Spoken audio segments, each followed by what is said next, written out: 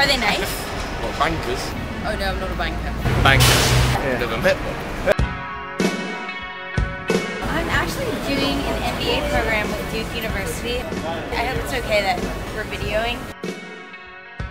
So we're wondering if you know anything about the history of London and how that has shaped where London is today. 5 minutes, you know the history of London. This pub that we're in, East India. East India Trading Company. Yeah, basically. Set up by, was it the British in India? Yeah, we went to India just to be traders, but then we took over the whole country. And the East India Company was pretty much a government. It was actually bigger than Britain. It actually had its own army.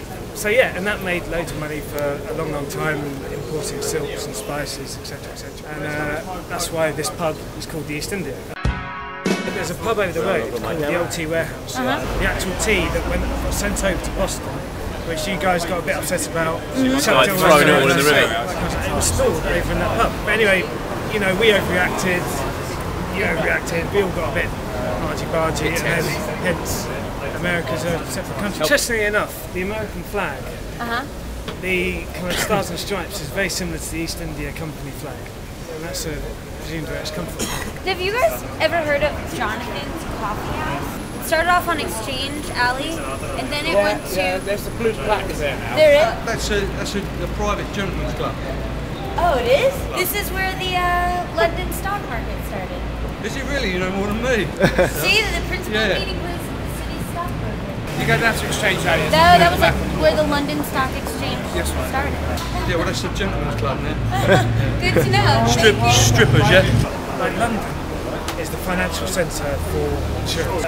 About 330 years ago, there's a bloke called Lloyd who just had a coffee shop. He wasn't anything to do with insurance, but he just had a coffee shop. And this was when the empire started going, the East India Company and things like that, where people were obviously shipping in, and when a ship sunk, they were a bit like, right, we're massively out of pocket. So what they did, they met in these coffee shops, and guys would go around certain rich individuals and say, if the ship sinks, you pay for it. So someone would say, I'll take 10% of the risk, I'll take 20% of the risk. And then they get a premium for it, and that's how insurance started. Wow. And it was just in a coffee shop.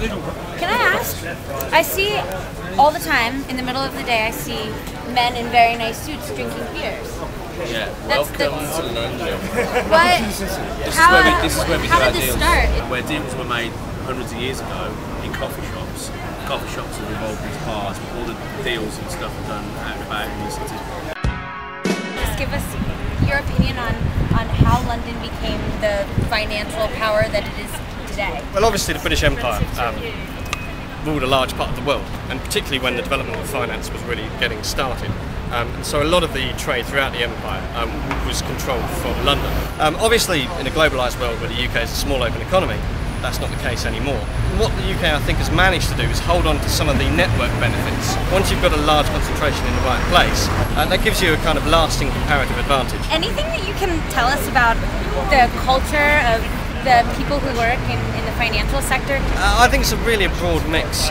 One thing I've noticed over the last 10 years or so is it really has become more globalised. There are people from all over the world working here. Eastern Europeans stealing work. It's not all down to bankers. London has been known for its old boy network. Well, I mean, the classic old boy network is you get a job because your dad works at the firm or you've got a friend of a friend. That still happens to a degree, I'm sure. It's much more of a meritocracy now. Seniority is based on experience. If you have the talent, and you can demonstrate you have the talent, it doesn't matter who you know, you get a good job. There's a lot in the stock exchange. But it certainly is the financial centre of Europe.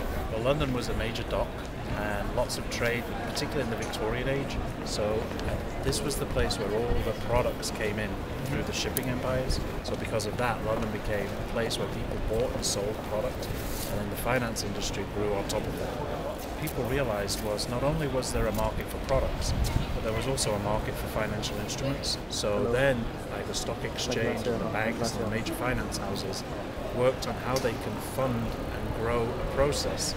So you'll find that the London has a futures market or instruments that people need, stocks, for example.